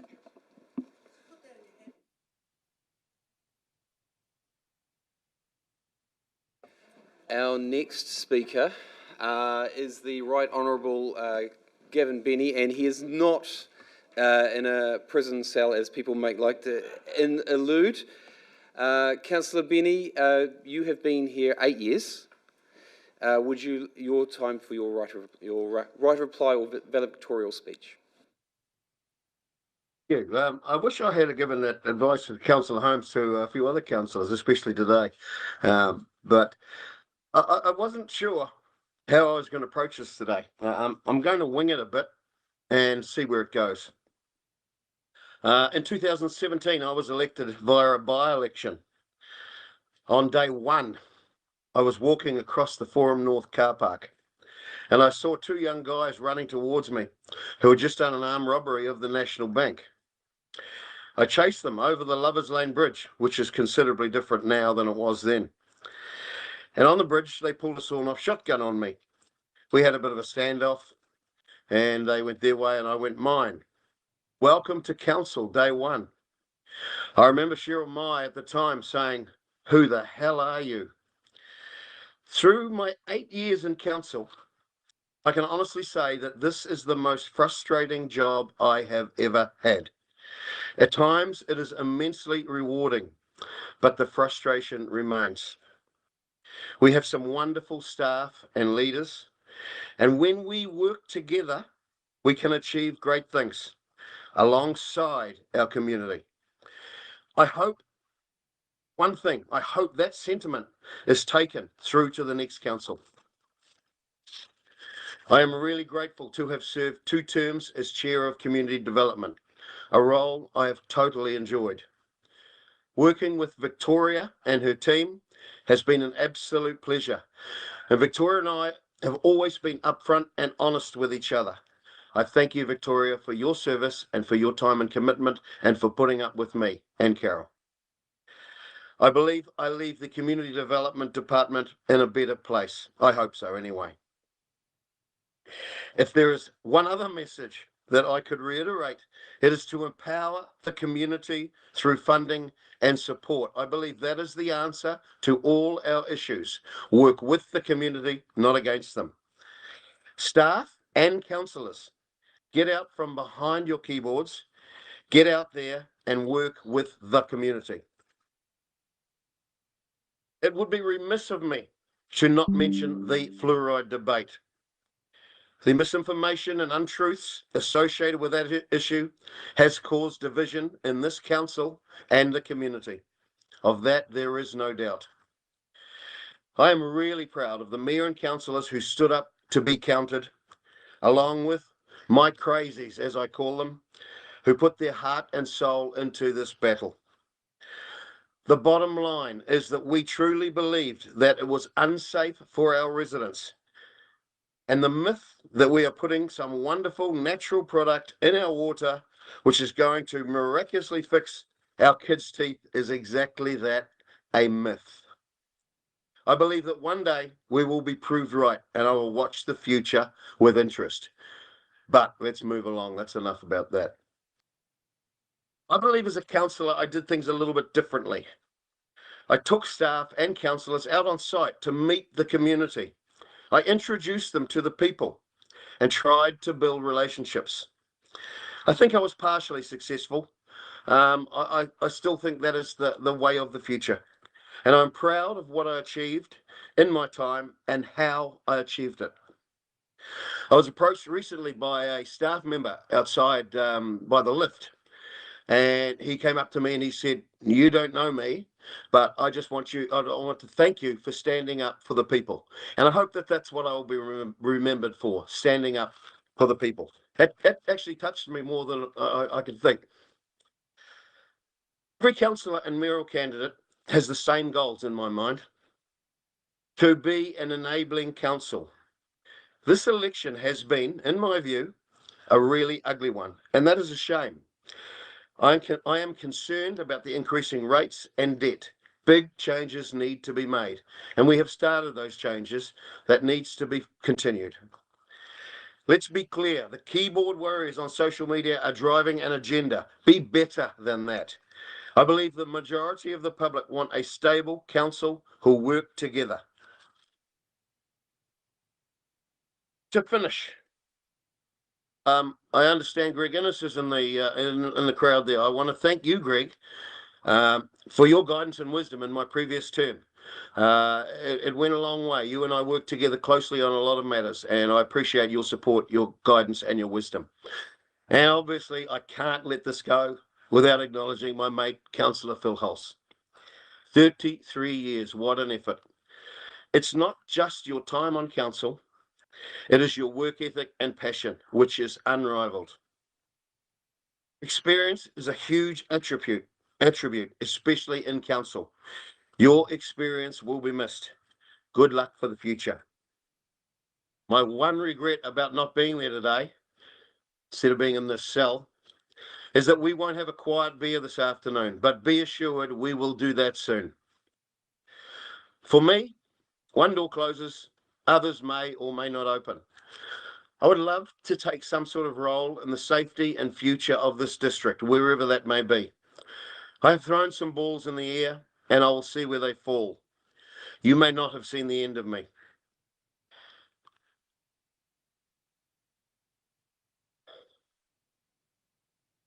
Lastly, to my partner, Maria, your unwavering commitment and support is unmatched and appreciated. Thank you for being you. Thank you.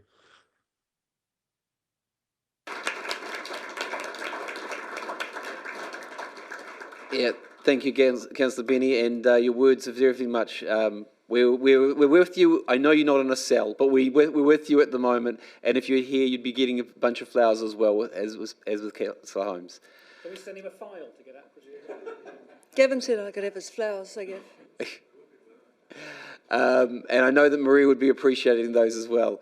Our last valedictorial speech is Councillor Phil Hulse, or Deputy Mayor Councillor Phil Hulse.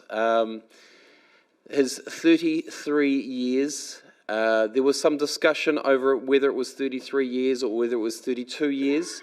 I had to explain to our C it was definitely 33 years.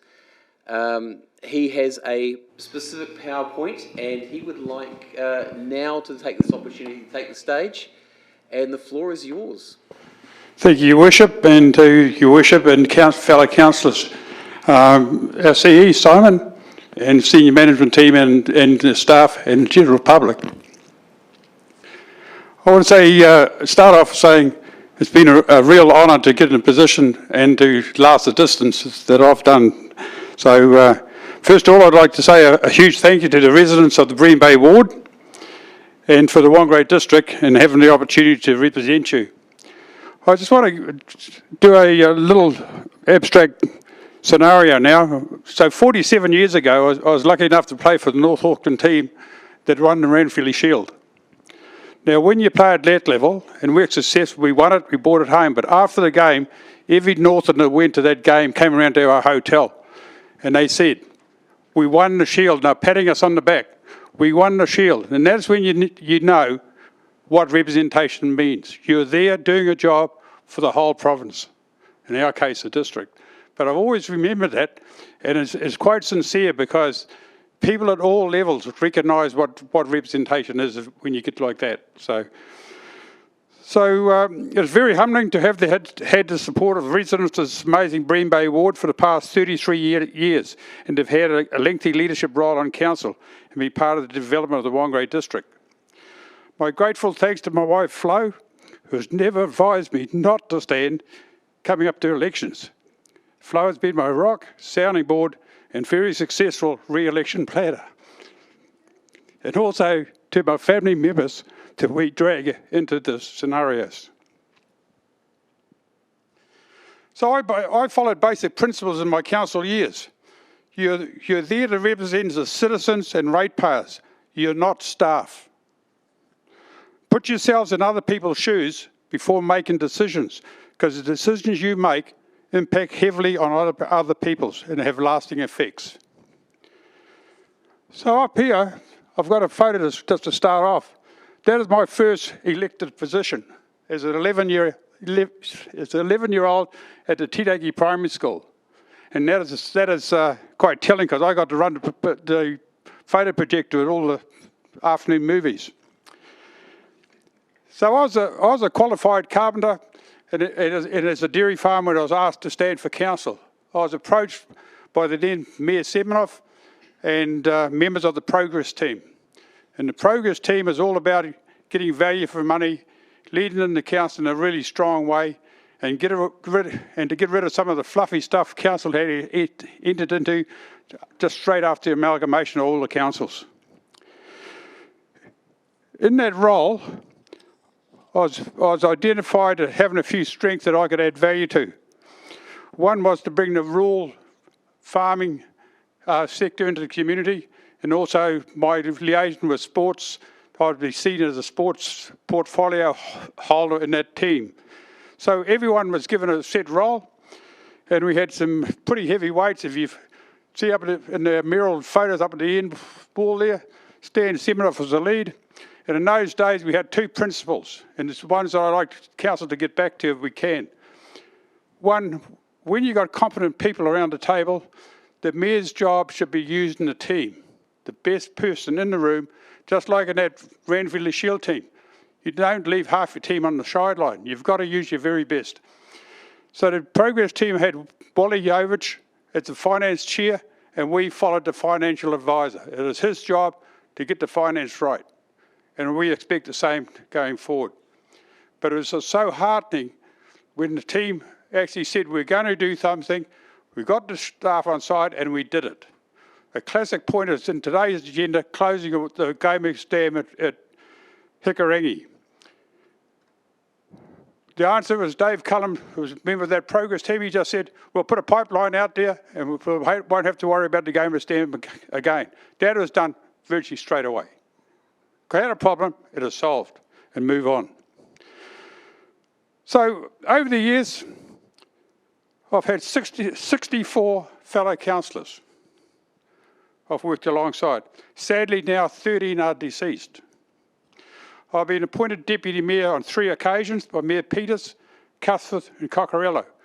I've also held the role of Acting Mayor for a period of time.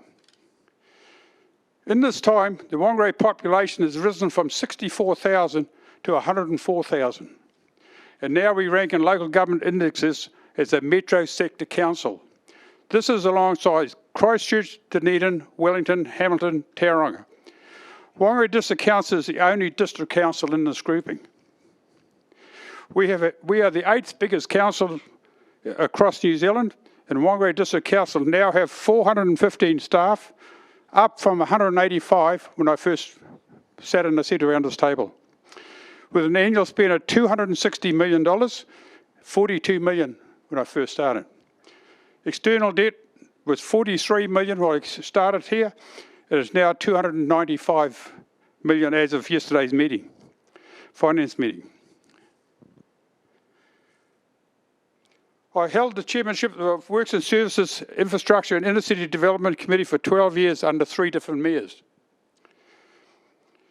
And as a promoter of the Loop Walkway, along with Mayor Pamela Peters, who was the instigator to look after our waterways, and she described it as the creator of the emerald necklace, so adding value. We drove the installation of Te Maraupari and the Loop Walkway.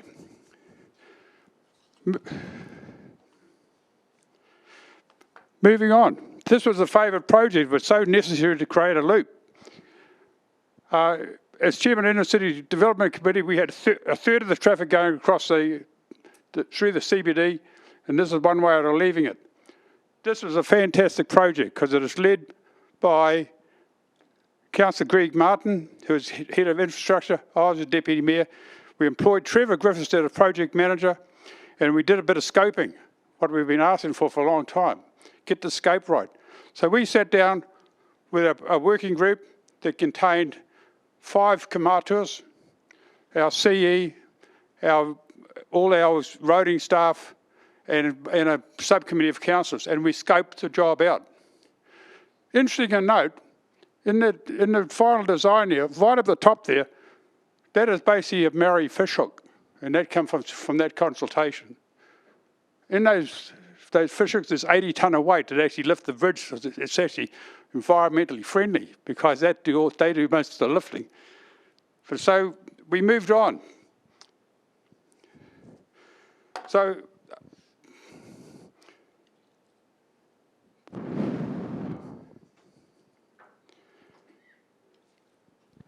going to move on. We're going to skip a bit to keep in time. The Loop Walkway contained features like this canopy bridge and down each side. So what we did was engage people to take people with you. The canopy bridge, the clock, the camera obscura, the ball clock, all those were added by the members of the public. And if you go back to the original concept of the progress team, when they built the town basin, myself and a couple of councillors said, how are we going to add value to the town basin buildings that was completed in 1995? So we thought, get the Loop Walkway going up, get our people behind you. And the way we got the people behind it was to creating this Loop Walkway. And we started off with the art trail. We did all the other things. And then the people said, do more.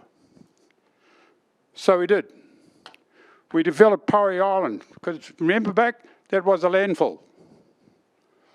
So we had a few good things come out of this.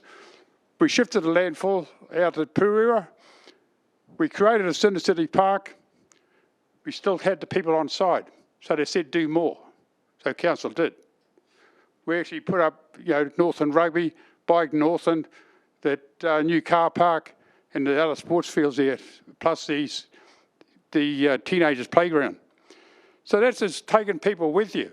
Let the people decide what they want and follow their lead. Quite interesting, Gavin Benny has just said the same thing. So going back to Te Maraupari, we won international awards for design and the concept of that bridge. So just moving on to Langs Beach, one of the first jobs as a Ruakaka councillor was to say we had all this development coming, no systems doing anything. So we instigated a concept that went right across the team, right across the council, was we're going to protect our waterways, we're going to protect our harbour from pollution from sewage. And it's quite amazing. We didn't have to, there's no talk about being green in those days. And I wish we'd just get down and you do things because that's the right thing to do. And so out of this came a catalyst to go from Langs Beach all the way up to Tutukaka, up to Oakra, with reticulated sewage schemes, including a long run out to Whangarei Heads and then upgraded in the city. Probably a cost of around about $70 million, a cumulative total. That is in yesterday's figures. Imagine the cost today. So in Waipu Township, that's one of the, it's a significant program. That's a Nova Scotia estate. You see on the top right, the section, the density of the sections there, that is right close to the village. So just by putting infrastructure in, we're able to intensify the area closer to the village. And that's what council needs to just do things like that and show the example of what we can do.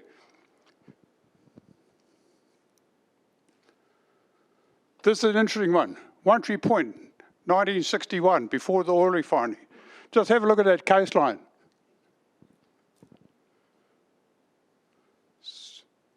So, in the mid-1990s, Stan Semenoff and I stood at a hill at the end of McEwen Road, and we said, the port's going to go there.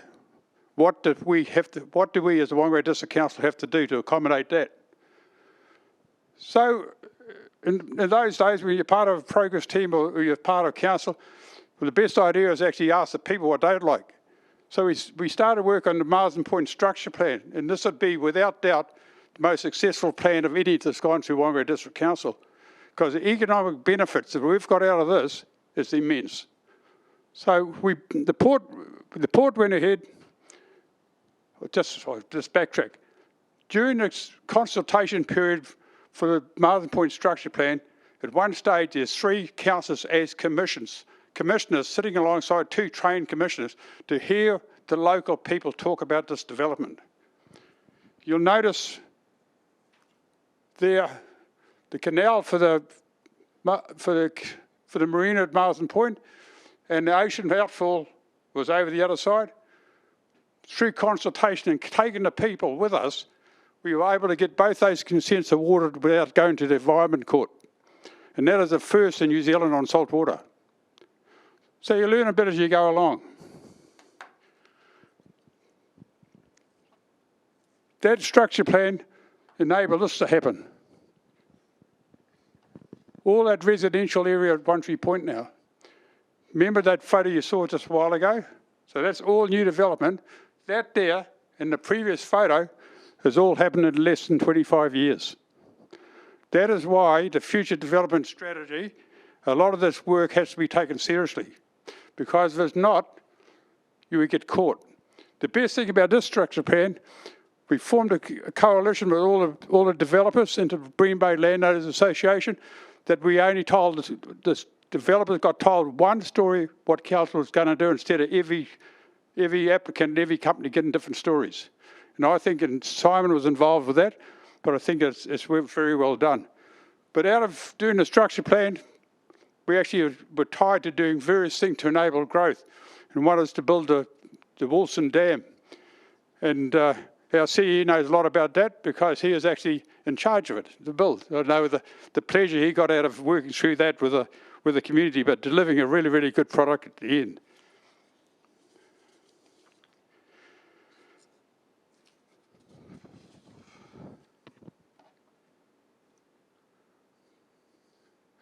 So this leads up to a really, really good feature and the highlight of working in the city. This is the Kensington Park and what we've done there to accommodate growth. You know, people can moan and groan, and we hear a lot of times that council doesn't do much. Well, here I'm going to say this is what we can deliver when we actually get on with the job. This is actually a really, really good story because we had all the sports codes want to be on Kensington Park. But we had a council to build an athletic track with no building behind it. Because in those days they said they just asked for the athletic track. And so the opportunity came from a request from gymnastics. Vicky McDonald, always remember having a cup of coffee with her, and she said, "Phil, I need your help. We need to do something and get a gymnastic building built." And I said, "Where would you want to be?" He said, "Oh, I don't know, that's why I'm talking to you." And I said, "Wouldn't you want to be on the best park?" And she said, "Yes." And so I identified We could build the changing rooms and that for the athletics, but we put the gymnastic building behind it, which meant we had to shift this road here around the building. But so we did. We did. Because we got the end result certainly outweighed the minuses, and at the same time, council was able to put in 270 car parks as well. On the other side, get this worked out. On the other side, the Kensington Stadium, Mackay Stadium down the bottom left-hand corner. I was on the original building committee of that because that needed to complement the park. We took the opportunity with Greg Martin as chair of looking at the sports. We added an extra cricket wicket there. We added 6 netball courts and a 3rd hockey turf.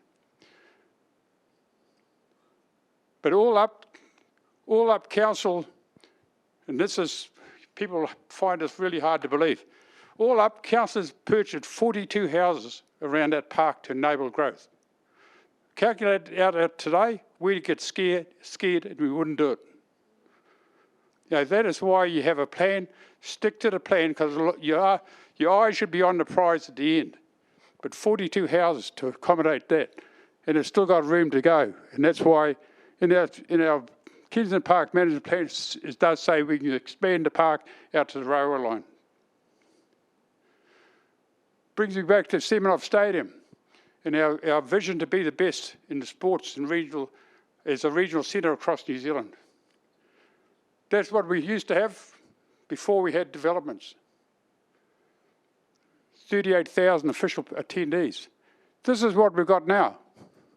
High-class recognised sporting venues, recognised across New Zealand, winning awards across the nation as the best host in the country. We won that in Rugby World Cup 2011. We were voted as the best hosting region in New Zealand. And we had an overflow of volunteers.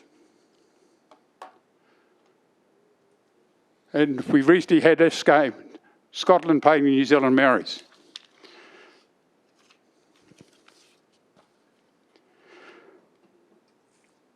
Okay, so some of the things I've been involved with, and you don't get anywhere by yourself, so you've got to have teamwork across your council to make things work. But we've got someone outside who's got a different view to me. One thing, early on in my career in politics, when we started to do a lot of inner city development work, and we did a substantial amount of works, we bought a car park in each corner of the CBD. We did major upgrades like the 5-finger roundabout. We did Powini Ave Link. We did a lot of works, and later on, Dave Cullum Drive, all these sort of roads. And Dave Cullum at the time came up and said, "Phil, go bloody easy, you're spending all the council's money." I said, "Yeah, Dave, but the best thing is you're voting for it all the time." And I think that's the epitome of sticking to the plan and driving the projects. So I've been pleased with the direction of Te Kare area and it being a standing committee of council. Good things take time, and we've built very strong foundations. I congratulate our Hapu members and the willing input and support. To Councillor Deb Harding and Phoenix Rooker, thank you for fitting into and for your contribution to this council as our first Maori Ward councillors. One of the major highlights for my family and I have been being awarded a King's Service Medal in the New Year's Honours in 2023 as a member of the New Zealand Order of Merit for services to the community and Maori relationships. We councillors have had the privilege to work with many talented staff and an amazing number of volunteers, being ratepayer groups, fire brigades, sports clubs, arts schools and rural libraries, to name only a few. These group members offer great advice and support to elected members. Our Civic Honours Night reflects the high quality of recipients that are an example of this. One part of the council that needs to be highlighted is the excellent support we get as councillors from our democracy team. That is the team that guides us through agendas for meetings, meeting procedures and standing orders and the like. their ability to stay neutral on issues, give advice, follow up, and taking minutes is first class. Carolyn Brindle, Judy Crocombe, Sue Reid were outstanding. Now our new team members, Emily, Delegated, Danielle, Victoria, are fast developing into that ranking. My special thanks to our PAs, Vince is my PAs over this term, Jamie Crabb, Donnae Burmester and Fran Usher. Also to note the work of our CE's PA, Tanya, and our council support, and Lizzie, our council support. To Simon and our CE and senior management team, thanks for your help in trying conditions. Following on, this council had a hard job, following on for the aftermath of COVID, the cyclones and continued higher inflations. I actually quite enjoyed our debate about our rate strike this time because we actually paused at the end and we actually said collectively we felt it would be better, and that one meeting reduced the rates down 1%. So when I joined this council, now this is going to wind the clock back a bit, we did not have iPhones, did not have emails, and we did not have social media. The ward council were the face of councils, and councillors were delivered agendas for the coming week on a Thursday prior, delivered by courier. We've slipped badly in this area. Late notices and information leads to rush and careless decisions. This is an area for improvement. You learn very quickly in politics if you leave a void that is fully equipped by others, be it staff or consultants. Don't let this happen. Teamwork is essential, and you must find a way to work with others. Our public elect you as they consider that you are the best. Act like this. It is a privilege to represent our citizens, and that should not be taken lightly. One thing I've really enjoyed this term was to be Deputy Chair of committees to support and act as a mentor to Simon Reid, Infrastructure, Paul Yovich, Finance, and Deb Harding in Declared area. While they as first-term chairmen followed their path for change. They have excelled in their roles, and developing leaders is a vital cog in the big wheel of council. Councillor Benny has been excellent in his role as Chair of Community Development. I've been fortunate to find a niche role that I love doing, that being a project management and being the conduit between our requesters, council and elected members. There's immense joy in working with others to develop their projects and to see their satisfaction when projects are delivered to a high standard, and every one of those working groups are treated with respect and have such pride in the delivery of the projects for the district. Just a few words for the incoming council, be it those re-elected or those new. When you be voted into council, you're seen as a leader, and people will believe that you should do something.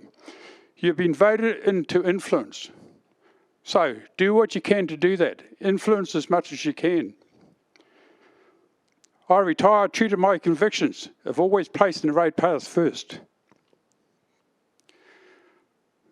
I will leave council fully satisfied with my contribution and go out saying, I've achieved far more than I ever thought possible, and not bad for a country boy. I wish future councillors all the very best in Whangarei, as Whangarei is a great place, so let's all love it here. Thank you very much.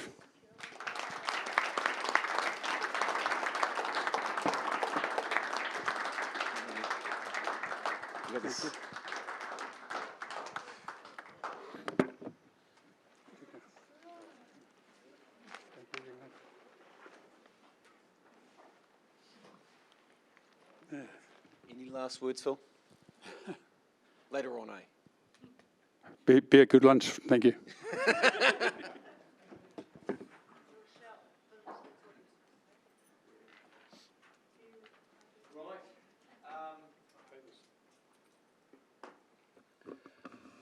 Elected members, members of the public, friends and family, and staff, look, you've heard the valedictorial speeches of the 3 elected members who are retiring officially this year.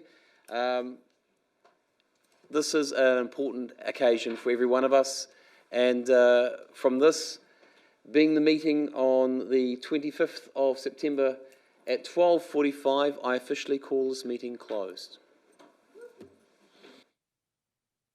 With that, I should actually do a word of prayer before we go into another thing. But this time, what I'm going to do is, before I do it, I'm going to actually ask Councillor Harding. Or should I actually ask Councillor Ruka? I should actually ask Councillor Ruka, yes. Councillor Ruka, can you please close us in a word of prayer, even though I opened? It'd be an honour, thank you, Your Worship. Me noi tātai. Hikina ko te tapu o tēnei wāhi o tēnei wānanga, kia mauroa te māramatanga e roto i te whatu manua, kia pūrea, kia mauri nui, kia mauri roa, kia mauri tau, tihei, mauri ora. Thank you, Your Worship. Enjoy the rest of your day. We have lunch provided, I believe.